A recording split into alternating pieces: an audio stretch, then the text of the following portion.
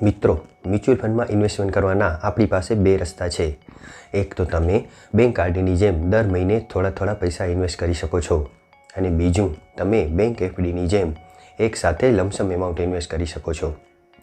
અને તમે જાણો છો કે મ્યુચ્યુઅલ ફંડમાં સારું રિટર્ન મેળવવું હોય તો ઇક્વિટી મ્યુચ્યુઅલ ફંડમાં ઇન્વેસ્ટમેન્ટ કરવું જોઈએ. ઇક્વિટી મ્યુચ્યુઅલ ફંડમાં તમારા પૈસાનું રોકાણ વિવિધ કંપનીની ઇક્વિટીમાં એટલે કે શેર કે સ્ટોકમાં થાય છે. અહીં ફંડ મેનેજર અને તેની ટીમ દ્વારા રિસર્ચ કરીને સારામાં સારી કંપનીના સ્ટોકમાં તમારા પૈસાનું ઇન્વેસ્ટમેન્ટ કરવામાં આવે છે. હવે જ્યારે તમે એસઆઈપી દ્વારા મ્યુચ્યુઅલ ફંડમાં ઇન્વેસ્ટમેન્ટ કરો છો ત્યારે નિશ્ચિત અંતરે તમારા પૈસાનું ઇન્વેસ્ટમેન્ટ થાય છે. એટલે તમને બજાર કન્ડિશનની ધ્યાન રાખવી પડતી નથી અને એવરેજ પ્રાઇસમાં તમારું ઇન્વેસ્ટમેન્ટ થાય છે, જેથી લાંબા ગાળે તમને સારું રિટર્ન મળે છે. આ એસઆઈપી શું છે એ વિશે મેં ડિટેલ વિડીયો બનાવ્યો છે. જો એ ન જોયો હોય તો એકવારથી જરૂરથી જોઈ લેશો. હવે જો તમને લમસમ એમાઉન્ટ એટલે કે જો તમારી પાસે 2-4 લાખ રૂપિયા એકસાથે છે એ ઇન્વેસ્ટ કરવા હોય તો અહીં તમારે એક જ દિવસે પૈસા ઇન્વેસ્ટ કરતી વખતે બજાર કન્ડિશનની ઇકોનોમિક કન્ડિશનની ધ્યાન રાખવી પડે. અને ના તો આપણી પાસે એટલો સમય છે, ના એટલી સ્કિલ છે કે ના એટલો નોલેજ છે કે આ બધું આપણે ધ્યાન રાખી શકીએ. તો આનું સોલ્યુશન છે એસટીપી. આ એસટીપી શું છે અને લમસમ ઇન્વેસ્ટમેન્ટ કરવાની શા માટે એક સારામાં સારી સ્ટ્રેટેજી છે એ જાણવું હોય તો જોડાયેલા રહો મારી સાથે. હું જીતેશ ઠક્કર વેલ્થ જ્ઞાનમાં આપનું સ્વાગત કરું છું, જ્યાં તમારા રોકાણ સંબંધિત રેગ્યુલર વિડીયો આપણી ગુજરાતી ભાષામાં આપવામાં આવે છે.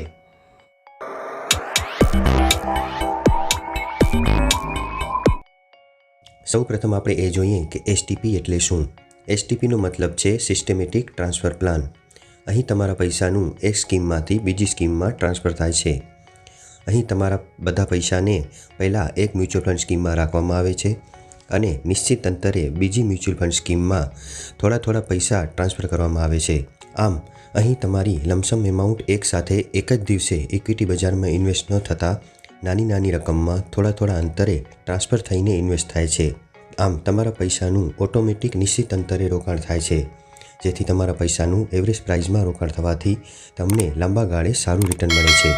અહીં જે સ્કીમમાં પૈસા પહેલાં પાર્ક કરવામાં આવે છે તેને સોર્સ સ્કીમ કહેવાય છે, અને ત્યાંથી જે સ્કીમમાં પૈસા ટ્રાન્સફર થશે તેને ટાર્ગેટ સ્કીમ કહેવામાં આવે છે. અહીં સોર્સ સ્કીમ તરીકે જનરલી ફિક્સ ઇન્કમ પ્રોડક્ટ જેવી ડેપ સ્કીમ લેવામાં આવે છે. એટલે અહીં તમને તમારી લમસમ એમાઉન્ટ પર બેંકના સેવિંગ એકાઉન્ટ કરતાં થોડું વધારે રિટર્ન મળી જાય છે. હવે અહીં ટાર્ગેટ સ્કીમ તરીકે ઇક્વિટી ઓરિએન્ટેડ સ્કીમ લેવામાં આવે છે, અને સોર્સ સ્કીમમાંથી નિશ્ચિત અંતરે આ ટાર્ગેટ સ્કીમ એટલે કે ઇક્વિટી ઓરિએન્ટેડ સ્કીમમાં થોડા પૈસા ટ્રાન્સફર કરવામાં આવે છે. અને સારી વાત એ છે કે આ પૂરી પ્રોસેસ ઓટોમેટિક થાય છે. તમારે ફક્ત શરૂઆતમાં જ કંપનીને ઇન્સ્ટ્રક્શન આપી દેવાનું હોય છે.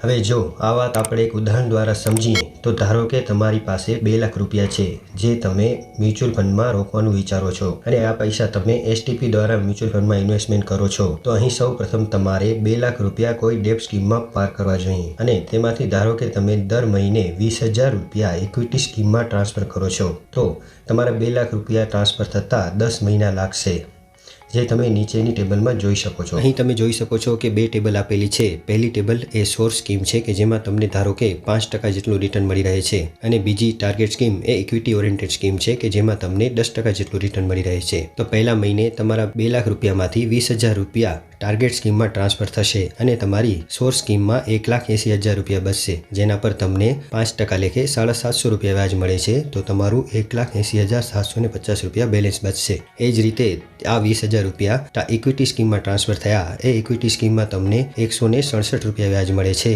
તો તમારું બેલેન્સ 20,167 રૂપિયા થઈ. આ રીતે 10 મહિનાની ગણતરી કરતા તમારા 2 લાખ રૂપિયા સોર્સ સ્કીમમાંથી ટાર્ગેટ સ્કીમમાં પૂરેપૂરા ટ્રાન્સફર થઈ જશે, અને સામે તમને સોર્સ સ્કીમમાં 3,850 રૂપિયા વ્યાજ મળશે, જ્યારે ઇક્વિટી સ્કીમમાં તમને 9,400 રૂપિયા વ્યાજ મળશે.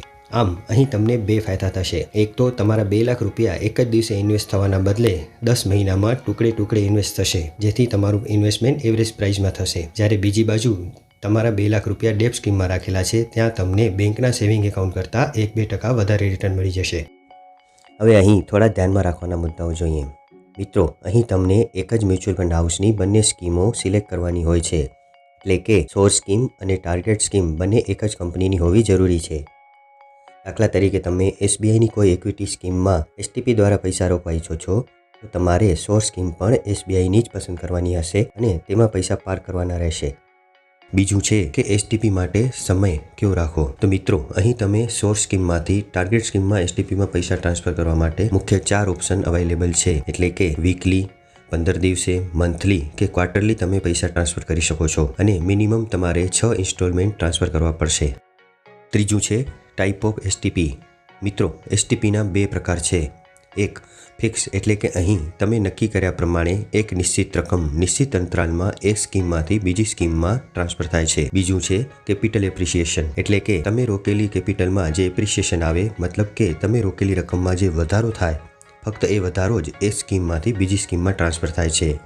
આમ અહીં તમારી કેપિટલ પાર્ટ સુરક્ષિત રહે છે અને જે નફો થાય એ જ ટ્રાન્સફર થાય છે. ચોથો મુદ્દો છે એક્ઝિટ લોડ. એક્ઝિટ લોડ એટલે તમે જ્યારે મ્યુચ્યુઅલ ફંડમાંથી પૈસા કઢાવો છો અને જો તેને નિશ્ચિત સમય ના થયું હોય તો કંપની દ્વારા એડમિનિસ્ટ્રેશન ચાર્જિસ સ્વરૂપે થોડું એક્ઝિટ લોડ લેવામાં આવે છે. આ એક્ઝિટ લોડ સ્કીમના નેચર વાઇઝ 0 થી 2% સુધી રહે છે. એટલે તમારે સોર્સ સ્કીમ તરીકે એવી સ્કીમ પસંદ કરવી જોઈએ કે જેના પર એક્ઝિટ લોડ 0 હોય, અથવા તો એક્ઝિટ લોડ લાગવાની મર્યાદા પૂરી થઈ જાય પછી એસટીપી સ્ટાર્ટ કરવી જોઈએ. કારણ કે જ્યારે સોર્સ સ્કીમમાંથી પૈસા નીકળીને ટાર્ગેટ સ્કીમમાં જાય છે ત્યારે તેને પૈસા ઉપાડીને ટાર્ગેટ સ્કીમમાં ટ્રાન્સફર કર્યા હોય એ રીતે ગણવામાં આવે છે. જેથી જો વહેલા ઉપાડી લેશો તો એક્ઝિટ લોડ લાગી શકે છે.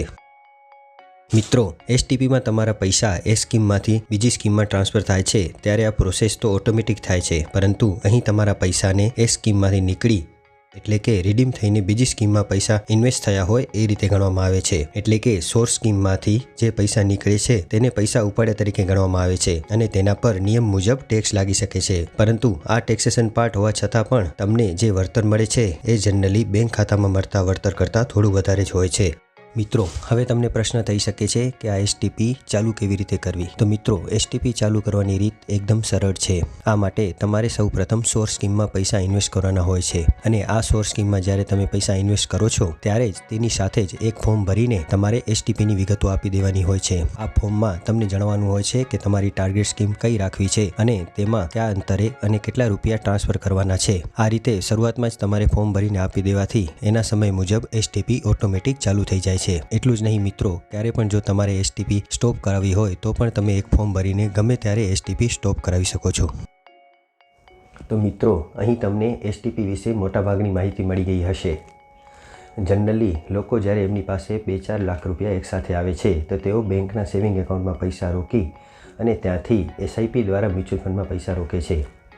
એમના માટે એસટીપી એ સારામાં સારી સ્ટ્રેટેજી બની શકે છે.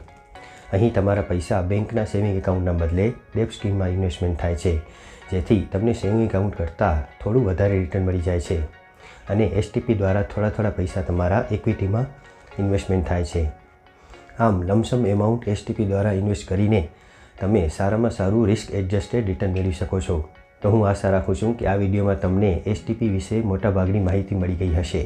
જો આ વિડીયો તમને પસંદ આવ્યો હોય તો લાઈક જરૂર કરજો અને તમારા મિત્રો અને સંબંધીઓ સાથે શેર પણ કરજો. તો આ સાથે હું વિદાય લઉં છું. જય ભારત, જય ગુજરાત.